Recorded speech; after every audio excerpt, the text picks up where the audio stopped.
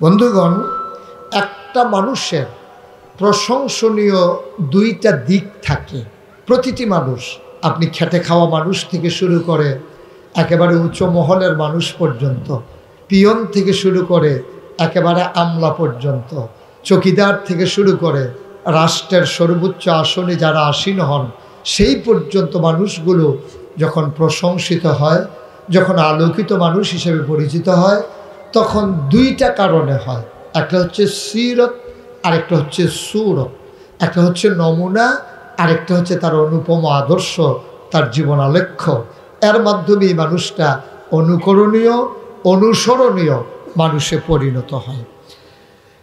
আপনাদের মনে রাখতে হবে, ১৫০০ বছর আগে নবী যখন এসেছিলেন তখন জামানাটা ছিল খুবই খারাপ। যে জন্য এই জমানাকে আয়ামে জাহেলিয়া, অন্ধকার যুগ হিসেবে চিত্রিত করা হয়েছে। কারণটা কি? কারণ হচ্ছে তখন কোনো সভ্যতা ছিল না, কোনো ভব্যতা ছিল না। মানুষগুলো যা মন চায় তার পশু প্রবৃত্তির মাধ্যমে নিজেদেরকে তারা পরিচালিত করত। প্রতিটি মানুষের মাঝে একটা পশু বাস করে। মানুষ তখনই মানুষ হয় যখন মনুষ্যত্বের বিকাশ ঘটে। আর পশু প্রবৃত্তি যখন সে পরিচালিত হয় তখন তাকে পশু বলা হয়। এজন্যে আপনি দেখবেন সমাজের কিছু কিছু মানুষকে কেউ কেউ বলে যে তুই একটা গাধা হইছস, তুই একটা গরু হইছস। মানে তার গরুর মতো দুইটা শিং না, গরুর মতো একটা লেজ না, তার আচরণগুলো গরুর মতো, তার কথাগুলো গাধার মতো। এজন্য তাকে বলা হয় গাধা, গরু, নানানভাবে তাকে তিরস্কৃত করা হয়। আল্লাহ রসুল সাল্লাল্লাহু আলাইহি ওয়াসাল্লাম ১৫০০ বছর আগে যখন তিনি এসেছেন, তিনি এসে দেখলেন মানুষগুলো বর্বর, বেদুইন, যাযাবর, মূর্খ, অসভ্য, জাহেল একদল মানুষ। ভদ্রতা বলতে কোনো কিছুই ছিল না, নাই বলতে কিচ্ছু নাই। মানুষগুলো গড়ার জন্যে কোনো ইনস্টিটিউশন নাই। একটা কামিল মাদ্রাসা ছিল না, একটা দাওরা হাদিস মাদ্রাসা ছিল না, একটা বিশ্ববিদ্যালয় কলেজ ছিল না, একটা ইন্টারমিডিয়েট কলেজ ছিল না, নাই বলতে কিচ্ছু নাই। একটা প্রাইমারি ছিল না, প্রি প্রাইমারি ছিল না, নৈশ শিক্ষা ছিল না, গণশিক্ষা ছিল না, ছিল না বলতে কিছুই ছিল না। Print media, electronics media, landphone বলেন, মোবাইল ফোন বলেন, কোরিয়ার সার্ভিস, পোস্ট অফিস, গ্রামীণ অবকাঠামো, উপজেলা, জেলা, রাষ্ট্রীয় অবকাঠামো, রাষ্ট্রের বিভিন্ন স্তর, আইন শৃঙ্খলা রক্ষাকারী বাহিনী, নাই বলতে কিচ্ছু নাই। তার মাঝে নবীকে ছেড়ে দেওয়া হলো এক অথৈ সাগরে। তিনি সেই জামানায় এসে যখন কিচ্ছু নাই, তিনি এই মানুষগুলোকে নার্সিং করা শুরু করলেন। মক্কায় ১৩ বছর, মদিনায় ১০ বছর, ২৩ বছরে তিনি মানুষগুলোকে তিল তিল তিল তিল করে এমন মানুষে পরিণত করে দিলেন যাদের ব্যাপারে আল্লাহ ঘোষণা দিয়ে দিলেন, রাদিয়াল্লাহু আনহুম ওয়া রাদু আনহু। তাদের ব্যাপারে আল্লাহ খুশি, আল্লাহর ব্যাপারে তারা খুশি। বলেন সুবহানাল্লাহ। এ মানুষগুলো কারা? আবু বকর, ওমর, উসমান, আলী, তালহা, জুবায়ের, আব্দুর রহমান ইবনে আউফ, সাদ ইবনে রাবিয়া, আব্দুল্লাহ ইবনে আব্বাস, আব্দুল্লাহ ইবনে মাসউদ। এ মানুষগুলো তৈরি হয়ে গেল মাত্র ২৩ বছরের ব্যবধানে। অথচ খেয়াল করে দেখেন, একটু অতীতে আমরা ফিরে যাই। ১৭৫৭ সালের ২৩শে জুন পলাশীর আম্রকাননে নবাব সিরাজউদ্দৌলাকে পরাজিত করে ইংরেজ লাট বাহাদুরেরা এই ভারতীয় উপমহাদেশে শাসনের নামে তাদের শোষণ করা শুরু করলো তারা ২০০ বছর। ১৯৪৭ সালের ১৪ই আগস্ট এই ভারতীয় উপমহাদেশ থেকে ইংরেজরা বিদায়ী হলো। ইংরেজরা যাওয়ার সময় এই ভারতীয় উপমহাদেশটাকে দুইটা ভাগ করে দিল। একটা হচ্ছে পাকিস্তান, আরেকটা হচ্ছে হিন্দুস্তান।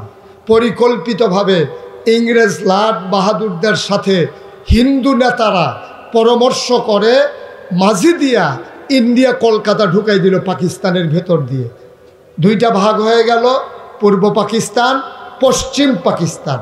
পশ্চিম পাকিস্তানের মানুষগুলো যদিও আমাদের দ্বীনি ভাই ছিল, কিন্তু তারাও আমাদের উপরে শাসনের নামে শোষণ করেছে, আমাদের ন্যায্য অধিকার দেয় নাই, আমাদেরকে বঞ্চনার স্বীকারোক্তি নিয়ে ১৯৭১ সালের ২৬শে মার্চ এক মহান ঘোষণার মাধ্যমে আমার দেশের আপামর জনতা এক সশস্ত্র সংগ্রামে অসম যুদ্ধে ঝাঁপিয়ে পড়ল। আমার দেশের মায়ের ইজ্জত আবরুর বিনিময়ে, ভাইয়ের প্রাণের বিনিময়ে, হাজারো শহীদের রক্তের উপরে পৃথিবীর মানচিত্রে নতুন করে একটি দেশের নাম জায়গা করে নিল। দেশের নাম বাংলাদেশ। আর পৃথিবীর মানুষ দেখলো লাল সবুজের পতাকা পথ পথ করে উড়ল এই বাংলার আকাশে। 1947 থেকে 1971 পর্যন্ত দীর্ঘ 23 বছর বঞ্চনার স্বীকারোক্তি দিয়ে আমরা যখন যুদ্ধে ঝাঁপিয়ে পড়লাম, 1971 সালের 16ই ডিসেম্বর আমরা নতুন একটি দেশ পেলাম। দেশের নাম আমার সোনার বাংলা। আমি তোমায় ভালোবাসি। আমার এই বাংলা পেলাম 1971 থেকে 2024। যারাই ক্ষমতায় এসেছে আমাদেরকে নানানভাবে প্ররোচিত করেছে, আমাদেরকে প্রবঞ্চনার শিকারে পরিণত করেছে, লোভ দেখিয়েছে, আমাদেরকে আশ্বাস দিয়েছে মাছে ভাতে বাঙালি, দুধে ভাতে বাঙালি, ডালে ভাতে বাঙালি, রূপসী বাংলা, সোনার বাংলা। নানানভাবে আমাকে বুঝাতে চাইল আমাদেরকে। কিন্তু 53টা বছর হলো এই বাংলাদেশ স্বাধীন হলো। আমরা খেয়াল করে দেখলাম এই সোনার বাংলার বদলে আর সোনার মানুষের বদলে আমরা একবার চকিদার থেকে শুরু করে রাষ্ট্রের সর্বোচ্চ পর্যায় পর্যন্ত আমরা পেলাম চিটার আর বাটপাড়ের হেডকোয়ার্টার। ঠিক কিনা? 53টা বছরে আমরা একটা সোনার মানুষ পাই নাই, আমাদের মাঝে একটা সোনার দিন আসে নাই, আমাদের মাঝে আনন্দের হিল্লুল বয়ে যায় নাই, আমাদের দুঃখী মানুষের চোখের পানিগুলো মুছে দেওয়ার সুযোগ আসে নাই। আমার এই বাংলা বারবার ধোঁকার কবলে পড়েছে। কিন্তু ১৫০০ বছর আগে মাত্র 23 বছরের ব্যবধানে নবী মুহাম্মদুর রাসূলুল্লাহ সাল্লাল্লাহু আলাইহি সাল্লাম এক বৈপ্লবিক পরিবর্তন সাধন করে পুরো পৃথিবীর মানুষকে আঙ্গুল দিয়ে দেখিয়ে দিলেন সভ্যতা কারে বলে, ভদ্রতা কাকে বলে, সোনার মানুষ কাকে বলে, সুষম বন্টন কাকে বলে, উন্নত রাষ্ট্র কাকে বলে।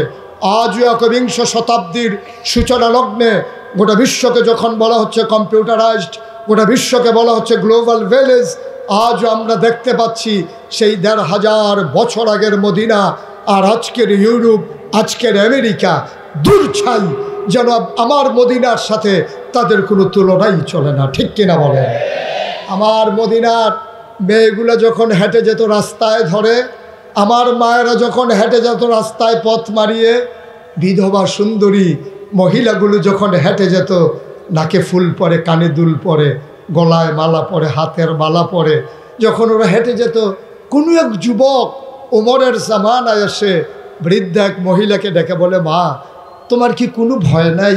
নাকে ফুল, কানে দুল, গলায় মালা, হাতে মালা, তারপরে তোমার মণিমুক্তা খচিত সব কিছু নিয়ে তুমি এই পরন্ত বিকেলে সূর্য ডুবু ডুবু প্রায় এই মুহূর্তে তুমি হেঁটে যাচ্ছ ধুধু মরুপথ পাড়ি দিয়ে, যদি কেউ তোমার দিকে তোমাকে ডাকাতি করে তোমার ভয় নাই?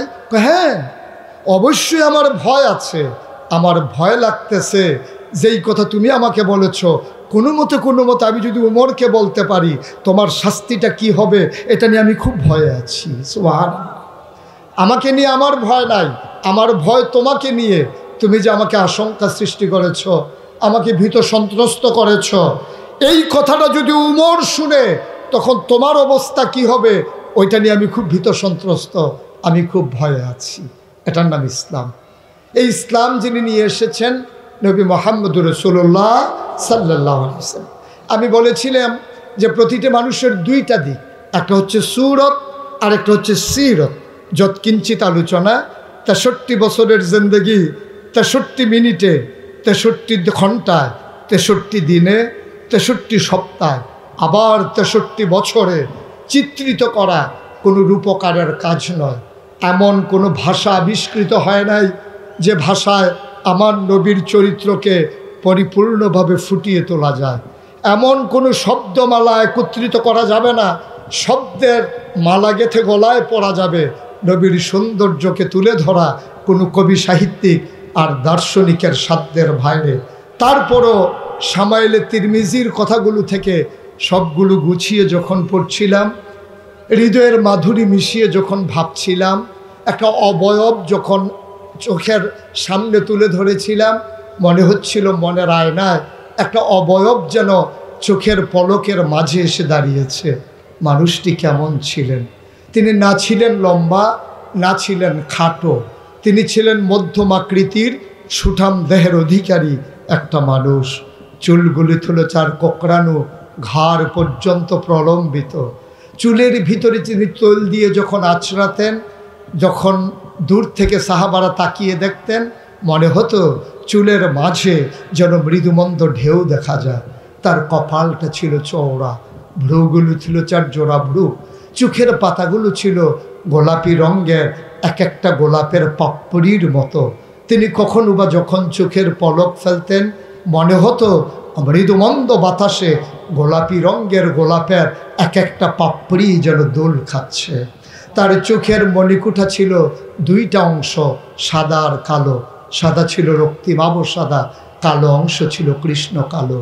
নবীর নাকটা ছিল খাড়া, নবীর নাকের ছিদ্রগুলো ছিল ছোট ছোট, নাকের নিচে ঠোঁটের উপরে ছিল চিকন সরগোফ, তার ঠোঁটগুলো ছিল গোলাপি রঙের। তিনি কখনো বা যখন মুচকি হাসতেন, অবাক বিস্ময়ে পৃথিবীর মানুষ তাকিয়ে দেখতেন। ঠোঁটগুলো যখন ফাঁক হতো, মাঝের দাঁতটা যখন বের হতো, মনে হতো গোটা পৃথিবীতে যেন বিজলি চমকিয়েছে।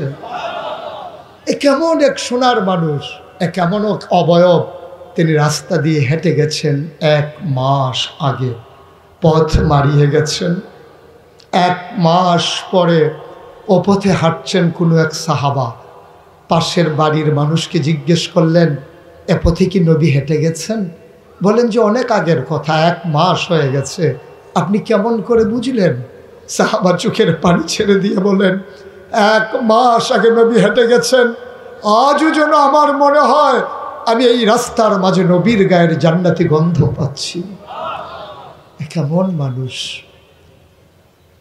ভর দুপুরে জোহরের নামাজ পড়ে মসজিদে নববী থেকে মৃদু পায়ে আম্মাদের ঘরে যখন তিনি ঢুকতেন, কপালে যখন মুক্তার দানার মতো ঘাম জমে থাকতো, মায়েরা বলতেন, গুস্তাকি মাফ কর দিজিয়ে, বেয়াদবি মাফ করবেন, আপনি কি একটু চুপটি করে বসবেন না? নবী অবুধ বালকের মতো চুপ মেরে বসে যেতেন। মায়েরা ঘরের কোণা থেকে ছোট্ট শিশি বের করে এনে ওই কপালের মুক্তার দানার মতো ঘামগুলো সযত্নে শিশির ভিতরে ভরে ছিপিবদ্ধ করে রেখে দিতেন। ঈদ যখন আসতো, বিয়ে যখন হতো, মায়েরা তখন সুগন্ধি ভেবে নবীর জমানো ঘাম তারা পারফিউম হিসেবে ব্যবহার করতেন। এ নবী আমার নবী, এ নবী তোমার নবী, এ নবী শুধু মানুষের জন্য নবী নন, এ নবীর ব্যাপারে কোরআনুল কারীমে ১,৫০০ বছর আগে আল্লাহ নিজেই ঘোষণা করে দিলেন, ওয়ামা আরসালনাকা ইল্লা রাহমাতাল লিল আলামিন। দুনিয়ার মানুষ শোনো, আমি আল্লাহ হলাম রব্বুল আলামিন, আমি আলহামদুলিল্লাহ রব্বিল আলামিন।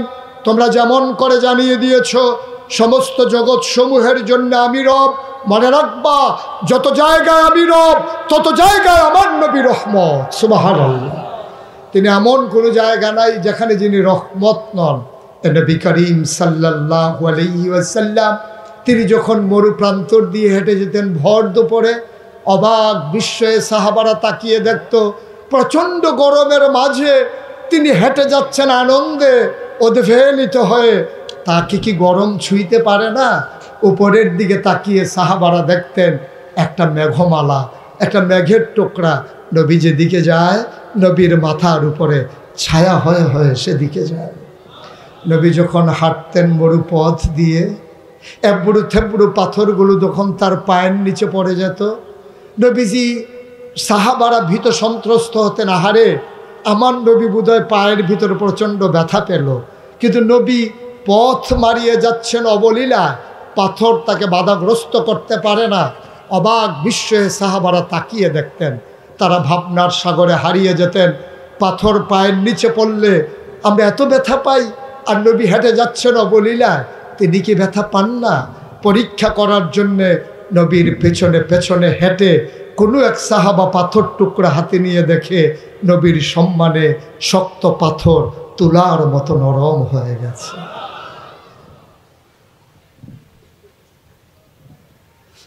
এ নবী সেই নবী যার ব্যাপারে আল্লাহ নিজেই বলেছেন, ফাবিমা রাহমাতিন মিনাল্লাহি লিনতা লাহুম ওয়ালাউ কুনতা ফাজ্জান গালিজাল কলব লানফাদ্দু মিন হাওলিক ফাআফু আনহুম ওয়াস্তাগফির লাহুম ওয়াশাবিরহুম ফিল আমর ফাইযা আযামতা ফাতাওয়াক্কাল আলাল্লাহ ইন্নাল্লাহা ইউহিব্বুল মুতাওয়াক্কিলিন।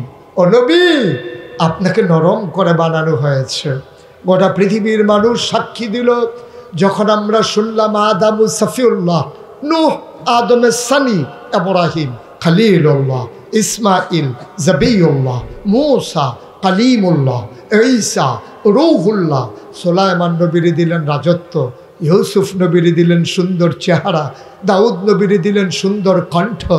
জানতে মন চায়, এ অবুঝ মন বাধা মানে না, সবাইকে সব দিলেন। আমার নবীকে কি দিলেন? সাহাবিন, তাবিন, তাবে তাবিন, উম্মাহাতুল মুমিনিন, আইম্মে মুজতাহিদিন, আইম্মে শরীয়ত, আইম্মে তরিকত, সালফে সালিহিন, ওলামায়ে মুতাকাদ্দিমিন মুতাআখিরিন, ইমাম সাহেবান, মুফাসসিরিনে কারাম, মুফতিয়ানে আযাম, সবাই মিলে একসাথে হয়ে গেল, এক হয়ে গেল। সমস্বরে সবাই জানিয়ে দিল, 1,24,000 বলো আর 2,24,000 বলো, সকল নবী এবং রাসূল মিলে যা আমার নবীজি একাই তা। সুবহানাল্লাহ। সব গুণের সমন্বয় যেন তিনি। কেন এসেছিলেন? কেন তিনি হেসেছিলেন ভোরবেলা? কেন সাহাবারা বলেছিল আজকে আকা দুনিয়ার ভিতরে যেন 2টি চাঁদ, একটি আকাশে একটি জমিনে। আমরা ভাবনার অতল গহীরে হারিয়ে গিয়েছিলাম। সুন্দর কোন চাঁদ, আকাশের না জমিনের? সবাই মিলে ঐকমত্য হলো, ওই আকাশের চাঁদের চাইতে জমিনের চাঁদের সৌন্দর্য 1000 গুণ বেশি, যিনি নবী মুহাম্মদুর রাসূলুল্লাহ সাল্লাল্লাহু আলাইহি ওয়াসাল্লাম। এই নবী এসেছিলেন মানুষের ব্যক্তি জীবন, পারিবারিক জীবন, সমাজ জীবন, রাজনৈতিক জীবন, অর্থনৈতিক জীবন, ইন্টারন্যাশনাল রিলেশন, সকল ক্ষেত্রে বৈপ্লবিক পরিবর্তন আনার জন্যে। করলেনও তাই। তিনি বলে দিলেন, ইন্নাল্লাহ হাশতারা মিনাল মুমিনিনা আনফুসাহুম ওয়া আমওয়ালাহুম বিআন্না লাহুমুল জান্নাহ। ও দুনিয়ার মানুষ, নিজেকে ওইভাবে তৈরি করো, তোমার জান আর বিলবাল বিক্রি করে দাও, বিনিময়ে তুমি জান্নাতের অধিকারী হয়ে যাও। তিনি পারিবারিক জীবনে হলেন অনুপম আদর্শ। আল্লাহ তাকে জানিয়ে দিলেন, আপনি হবেন সেই রকম, হুন্না লিবাসুল লাকুম ওয়া আনতুম লিবাসুল লাহুন্না। মহিলারা হবে আপনার গায়ের পোশাকের মতো, আপনি হবেন তাদের গায়ের পোশাকের মতো। এক একজন হবেন আরেকজনের পরিপূরক। যেমন করে কবি নজরুল বলেছিলেন, এ বিশ্ব চরাচরে যা কিছু চিরকল্যাণকর, অর্ধেক তার করিয়াছে নারী, অর্ধেক তার নর। নবী যেন তার বাস্তব উদাহরণ। যুদ্ধের ময়দানে বীর যুদ্ধকে পাঠিয়ে দিলেন, আর আমার মায়েদেরকে তাঁবুর ভিতরে রেখে দিলেন, অসুস্থ আহত ওই যোদ্ধাদেরকে সেবা শুশ্রূষা করার জন্যে। তিনি যেন এক অনুপম আদর্শ, নারী আর পুরুষের সমন্বয়ে তিনি যেন এক নতুন বিশ্ব গড়ে দেখালেন। না মহিলারা ফেলনার জিনিস, না পুরুষকে উপেক্ষা করার জিনিস। তিনি একটা সমন্বয় ঘটালেন, একটা অনন্য কম্বিনেশন তৈরি করে দিলেন। নারীর ক্ষেত্র তৈরি করে দিলেন, পুরুষের ক্ষেত্র তৈরি করে দিলেন। দুজনের সমন্বয়ে এক সুন্দর পারিবারিক বন্ধন তৈরি করে দিলেন।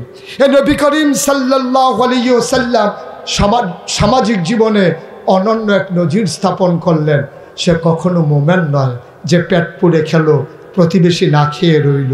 এর মাধ্যমে বুঝিয়ে দিলেন, ভালো মন্দ ভাগাভাগি করে আমরা সবাই মিলে একই সমাজে থাকব। এখানে প্রভু আর ভিত্তের সম্পর্ক নয়, শাসক আর শোষিতের সম্পর্ক নয়। সম্পর্ক হবে ভাইয়ে ভাইয়ে, ধনী নির্ধনে সম্পর্ক হবে সমানে সমান। যখন আমরা 5ই আগস্টের আগে দেখেছি এই বাংলাদেশ ছিল বৈষম্যের, মসজিদের মিম্বার থেকে ওলামায়ে কেরামদেরকে বেজ্জতি করে নামিয়ে দেওয়া হয়েছে।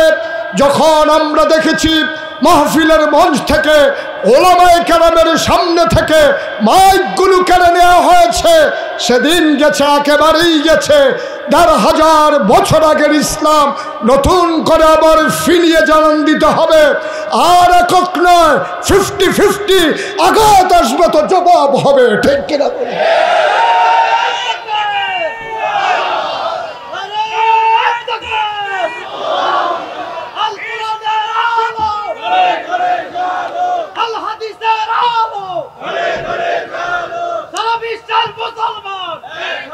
সুতরাং মনে রাখতে হবে, শ্রেণী বৈষম্য থেকে বিদায়ের জন্য আমার আবু সাইদ আমার মুগ্ধ যেমন করে জীবন দিয়েছে, আবার বাংলার মুসলমান বুকের তাজা রক্ত ঢেলে প্রমাণ করে দিতে হবে যুদ্ধ থেমে যাবে নাই, থেমে যাবে না যতদিন আল্লাহর জমিনে আল্লাহর দ্বীন কায়েম না হবে।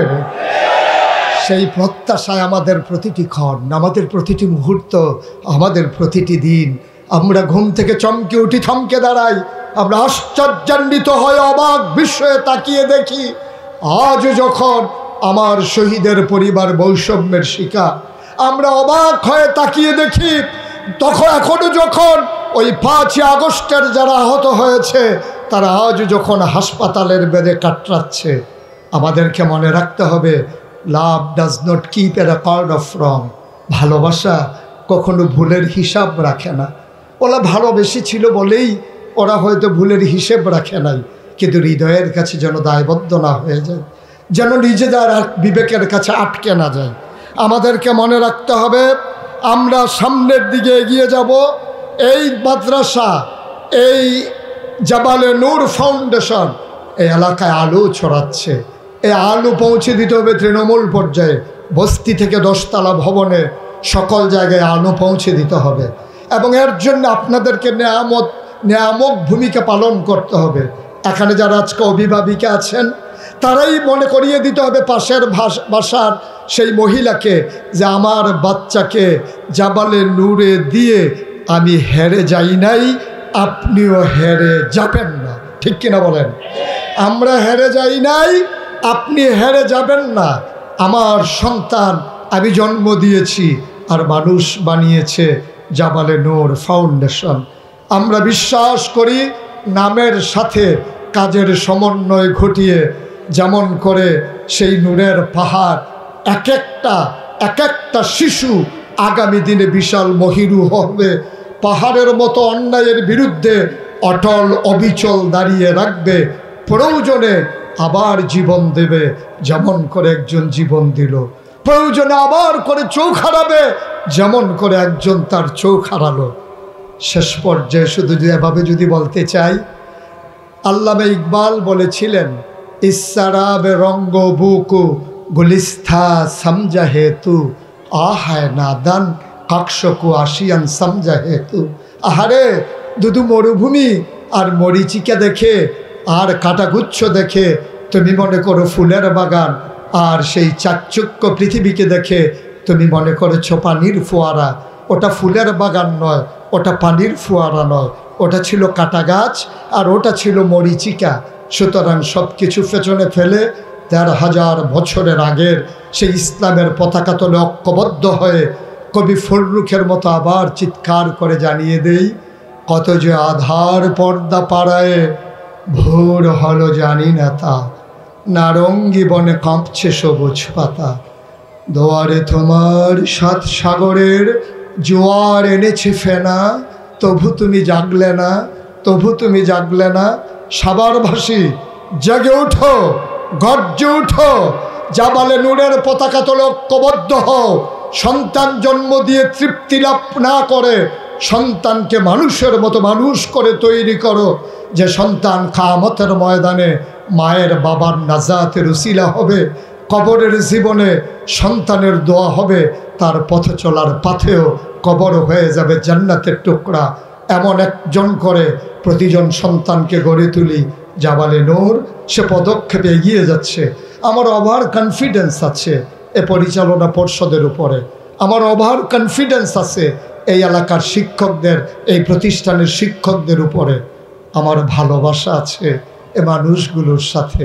আসুন সবাই মিলে জন্মের পরেই তৃপ্তি লাভ না করে সন্তানকে মানুষের মতো মানুষ করে তৈরি করি, যে ইহকালীন এই প্রশান্তি আসবে আর পরকালীন মুক্তি নিয়ে আসবে। সবাই মিলে খোলা আকাশের নিচে দাঁড়িয়ে মুক্ত বিহঙ্গের মতো উড়ে উড়ে ডানা ঝাপটে ঝাপটে আর গলা ফাটিয়ে চিৎকার করে জানিয়ে দেই, যেদিন গেছে একেবারেই গেছে। বৈষম্যের বাংলাদেশকে কবর রচনা করে সমতার বাংলাদেশে সবাই মিলে জানিয়ে দেই, আমরা ছিলাম, আমরা আছি, আমরাই থাকবো ইনশাআল্লাহ। সবার জন্য দোয়া করি, সবার কাছে দোয়া চাই।